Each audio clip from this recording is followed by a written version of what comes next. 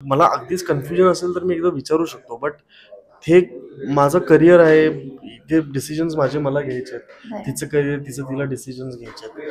त्यामुळे मला माझ्या प्रोफेशनल कामामध्ये घरच्यांचा इंटरफेरन्स आवडत नाही आणि मीही कोणाच्या कामात इंटरफेरन्स करत नाही. ती स्पेस आहे, आपण ती मेंटेन केली पाहिजे. I hate mangoes. So I don't eat mangoes. It's okay, it's fine. I don't like mangoes. हो मला सगळ्यांनी असं हे केलंय, पण ठीक आहे, कुछ हो सकता है. काही नाही. व्हॅनिटी सापडत नव्हती आणि ती अशी इथेच कुठेतरी होती आणि मी व्हॅनिटी व्हॅन. नमस्कार, मी रुचिका बोंदवे. स्टार विश्वमध्ये तुम्हा सगळ्यांचं मनापासून स्वागत. पुन्हा एकदा मी नवीन कलाकारांना भेटण्यासाठी आली आहे नवीन चित्रपटाच्या निमित्ताने आणि अर्थातच तुमच्या सगळ्यांचे लाडके कलाकार अभिनय, रोहित आणि नक्षत्र माझ्यासोबत आहे. सगळ्यात आधी मनापासून स्वागत. आणि ऑल इज वेल नावाचा भारी भन्नाट पिक्चर सगळ्यांसाठी घेऊन येतात. सगळ्यात आधी अभिनय, मी तुझ्याकडे येईल. कसं वाटतंय? थोडंसं दडपण आहे कारण आत्ता सध्या पाहायला गेलं ना बरेचसे चित्रपट येत आहेत आणि कॉम्पिटिशन खूप टफ आहे. तर आपला चित्रपट येतात, कसं वाटतं? कॉम्पिटिशन आहे, पण ती आता प्रत्येक महिन्यात प्रत्येक विकेंडला असतेच, त्याला काय नाईलाज येतो. पण एक आहे चांगला की जे सिनेमे आमच्यासोबत येत आहेत त्यांच्या कोणाचीच गोष्ट किंवा जॉनरा आमच्या सिनेमासारखा नाही आहे. ही एकमेव मराठी कॉमेडी फिल्म त्या दिवशी येते. सो लोकांसाठी एक वेगळा अनुभव आहे. सो आणि लोकांना विनोदी सिनेमे आवडतात बघायला, एस्पेशली मराठी ऑडियन्सला. सो अशी अपेक्षा आहे की लोकांना हाही आवडेल आणि लोक याही सिनेमाला तितकीच गर्दी करतील. अगदीच. रोहित, आल्यापासून बघतेय थोडासा टेन्शन मध्ये दिसतोय, चेहऱ्यावर क्वेश्चन मार्क. नाही, बिंदास टेन्शन. Yes, done. तर काय जॉनरचा चित्रपट आहे हा? अगदीच याने सांगितलंच बऱ्या गोष्टी, पण तुझं पात्र नेमकं कसं असणार आहे? त्यामध्ये आम्हाला काय पाहायला मिळणार आहे तुझ्याकडे? एक कौटुंबिक विनोदी चित्रपट बऱ्याच काळानंतर प्रेक्षकांच्या भेटीला येतोय आणि यामध्ये मी अँथनी नावाची भूमिका प्ले करतोय, जो गोव्यातला मुलगा आहे आणि इंडस्ट्रीत काहीतरी करण्यासाठी, फिल्म इंडस्ट्रीत काहीतरी करण्यासाठी तो मुंबईत आलाय. तर तिथे त्याचा स्वतःचा एक स्ट्रगल सुरू आहे. तर तो स्ट्रगल सुरू असताना त्याला अमर आणि अकबर हे दोघं त्यांच्या शहरातून त्यांच्या वेगळ्या कामांसाठी आलेले दोन मुलं भेटतात आणि हे तिघं मिळून एका ट्रॅपमध्ये सापडतात आणि तिथून मग ते कसे सुटतात किंवा सुटका करून घेतात, अशी ही फिल्म आहे. आणि असा हा अँथनीचा यातला पार्ट आहे. बरोबर, अगदी. नक्षत्र, तुझ्याकडे मी येईल. एकदम गोड दिसतीयस ॲज युज्युअल. आणि सगळ्यात आधी तुमच्या दोघांचं कपल दाखवलं आहे यामध्ये, तर तुझ्या स्वतःच्या पात्राबद्दल काय सांगशील?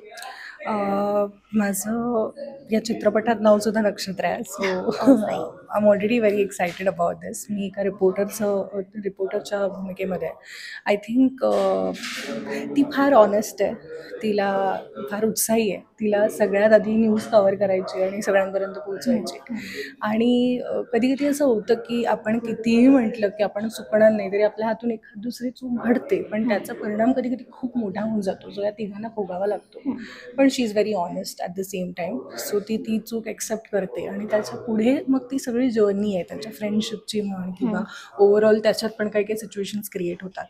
सो आय थिंक नक्षत्राचं कॅरेक्टर, नक्षत्रा म्हणून रिपोर्टर नक्षत्रा आणि मी नक्षत्रा, यांच्यामध्ये जमीन आसमानचा फरक आहे. कारण का ती फारच सॉर्टेड आहे, शी नोज, शी इज म्हणजे ती फार वेगळी आहे. मी in real life I am very extrovert, I am very bubbly. मी सतत काही ना काहीतरी गोंधळ घालत असते. ही एक कॉमन फॅक्टर आहे आमच्यात. पण बाकी येस. क्या बात आहे, सुंदर. अभिनय, मला सांग, एखादी स्क्रिप्ट आपल्या हाती येते त्यावेळेस असं तू कोणते पॉईंट्स बघतो की आपण ही स्क्रिप्ट सिलेक्ट केली पाहिजे किंवा या स्क्रिप्टबद्दल म्हणजे पुढे आपण काहीतरी प्रोजेक्ट केला पाहिजे याच्याशी निगडीत? तर तुझं असं काही आहे ठरलेला साचा की मी असं सगळ्या गोष्टी पाहतो? पहिली गोष्ट म्हणजे जेव्हा कधी स्क्रिप्ट येते तेव्हा एकतर जी पहिली गोष्ट आपण नोटीस करतो की ती काय प्रकारे लिहिली आहे. काय प्रकारे म्हणजे मी क्रिएटिव्हली नाही म्हणत आहे, टेक्निकली ती काय प्रकारे लिहिली आहे, ती कशी त्यात गोष्टी लेखकाने कशा प्रकारे लिहिल्यात. हे जेव्हा तुम्ही काम करता, जेव्हा तुम्ही अनेक स्क्रिप्ट वाचता, तेव्हा तुम्हाला क्लिअरली कळतं की बाबा कुठले लेखक प्रोफेशनल आहे, ज्यांनी प्रॉपर काम केलंय आणि दुसरी बाजू पण तुम्हाला कळते. एक्झॅक्टली. सो पहिलं नोटीस तर ते होतं, पण मी कधी कधी ते पण हे करतो की असं वाटतं की यार कदाचित ह्याची सिस्टम आणि प्रोसेस प्रॉपर नाहीये, पण गोष्ट चांगली असू शकते, काहीतरी त्याच्यात काहीतरी घडू शकत असतं. सो अशा वेळेला ते किती शाब्दिक आहे, किती व्हिज्युअल आहे, हे सगळे छोट्या छोट्या गोष्टी आपल्याला आय थिंक वाचत वाचत वाचत कळतात. कुठलेच प्रिएम्प्ट गोष्टी मी घेऊन बसत नाही. पण पहिला सगळ्यात महत्वाचा मुद्दा एखादी स्क्रिप्ट आपण जेव्हा वाचतो तेव्हा हा असतो की तो सिनेमा आपल्याला व्हिज्युअलाइज होतोय का आणि आपण स्वतःला त्याच्यात बघू शकतोय का. या दोन गोष्टी हे आपण बघतो म्हणजे बघतोच कुठलाही सिनेमा हाताळताना. सो ते झालं की मगच मी पुढे गो करतो, नाही. आणि आई याच्यामध्ये काही हेल्प करते का, म्हणजे काही गोष्टींच्या नाही, तिचं हेल्प आता कसं आहे की मला अगदीच कन्फ्युजन असेल तर मी एकदा विचारू शकतो, बट हे माझं करिअर आहे, इथे डिसिजन्स माझे मला घ्यायचे आहेत, तिचं करिअर तिला डिसिजन्स घ्यायचे आहेत. त्यामुळे मला माझ्या प्रोफेशनल कामामध्ये घरच्यांचा इंटरफिअरन्स आवडत नाही आणि मीही कोणाच्या कामात इंटरफिअरन्स करत नाही. ती स्पेस आहे, आपण ती मेंटेन केली पाहिजे. अगदीच तुझ्याकडे येईल एखादा असा प्रसंग आपल्या या चित्रपटातला की जो चित्रपट झाल्यानंतर सुद्धा कधीही विसरला जाणार नाही. बरेच आहेत असे, म्हणजे मी, अभिनय आणि प्रियदर्शन जाधव आम्ही तिघही एकमेकांना अगोदरपासून ओळखत होतो, पण आम्ही काम या निमित्ताने काम करायला आम्ही एकत्र आलो. त्यामुळे ते आणि आमच्या ते बॉन्डिंग फिल्ममध्ये दिसले की काही एक्स्ट्रा काही एफर्ट्स घालावे लागले नाहीत की बॉन्डिंग कसं हे करायचं. त्यामुळे त्याची हेल्प झाली. दुसरी गोष्ट, लक्षात राहण्यासारखे अनेक किस्से आहेत. म्हणजे आमची जी धमाल मस्ती चालायची, कारण आमच्या दोघांचे कॉमन इंटरेस्ट तसे आहेत बऱ्यापैकी. फिल्म्स असतील, क्रिकेट असेल किंवा फूड असेल, त्यामुळे आम्ही खाणं खूप एक्सप्लोर केलंय या सगळ्या प्रोसेसमध्ये. त्यामुळे खाण्यापिण्याच्या आठवणी खूप आहेत, त्या लक्षात राहण्याजोग्या आहेत आणि लक्षात म्हणजे लक्षात ठेवण्यासारख्या आहेत त्या. नक्षत्र, खरं तर टीममध्ये बघितलं ना, बॉईज जास्त आहेत, गर्ल्स 1-2च आहेत. अच्छा, हां, 3 गर्ल्स आहेत. मग मला असं सांग की असं असतं ना, कधी पण ट्रॅव्हल करताना किंवा एखादी जर्नी असेल, एखादा छान प्रवास आहे, या प्रवासामध्ये तुला सगळ्यात जास्त त्रास कोणाकडून झाला या तिघांपैकी, की खूप भांडखोर आहे, खूप मस्ती करतात, असं काही झालंय तुमच्या ह्याच्यामध्ये? फिल्मचं सांगायचं तर डेफिनेटली माझे या तिघांबरोबर जास्त सीन्स झाले. म्हणजे माझे इंडिव्हिज्युअली आमच्या तिघींचे असे सीन्सच नाही आहेत क्लायमॅक्स सोडला तर.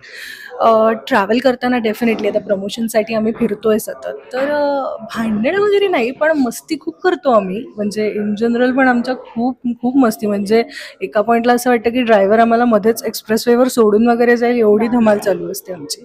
सो येस, आणि Amaira, again promotional activities Amaira पण असते आमच्यासोबत. सो आय थिंक तिच्याबरोबर पण एक वेगळी मजा असते, तिच्याबरोबर एक वेगळा बॉन्ड क्रिएट झाला आहे. सो आम्ही खूप धमाल करत असतो. आणि रिटेक कोणाचे सगळ्यात जास्त होतात? सी, आय वॉन्ट ब्लेम हिम. ह्याचं ॲक्च्युली दोषपेक्षा त्याचं रिझन असं होतं की सीन्स करताना प्रियदर्शन दादा खूप जोक्स मारायचा, काही ना काहीतरी त्याचं सिच्युएशनल कॉमेडी चालू असायच्या, आणि अभिनय बिचारा त्याच्यामध्ये नेहमी त्याचं असं व्हायचं की अरे काय, आणि तो हसायला लागायचा, त्यामुळे रिटेक्स व्हायचे. सो तेवढं. येस, आपण एक छोटासा गेम खेळतोय. आता खूप क्वेश्चन झालाय. सो मी एक शब्द देणार आहे किंवा एखादं फ्रूटचं नाव असेल किंवा ॲनिमलचं नाव असेल, तुम्ही रिलेट करायचंय की ते कोणासोबत रिलेट होऊ शकतं. हां, नाही, आपले कास्ट आहेत तेवढेच, कास्टमध्येच, आणि ते का हे पण तुम्हाला सांगायचं आहे. ओके, सो पहिला शब्द आहे आंबा. सो कोणाला तुम्ही आंबा रिलेट कराल आणि का? बघा, तो सिजनेबल असतो आणि मुळात तो 5-6 महिन्यांसाठीच असतो आणि खूप गोड असतो.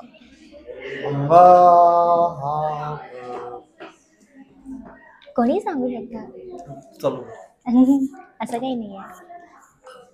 आंबा ओके, सीझनल असतो ना. सो मला असं वाटतं आत्ता आमच्या फिल्मच्या कास्टमध्ये मी सयाजी शिंदे असं नाव घेईन, कारण का it is a grateful thing I think for me, for everybody in the team, की आम्ही त्यांच्याबरोबर काम केलं. आणि अगेन सीझनल तू म्हणालीस म्हणून, आणि because he is a villain आणि I hate mangoes. I don't eat mangoes. It's okay, it's fine. I don't like mangoes.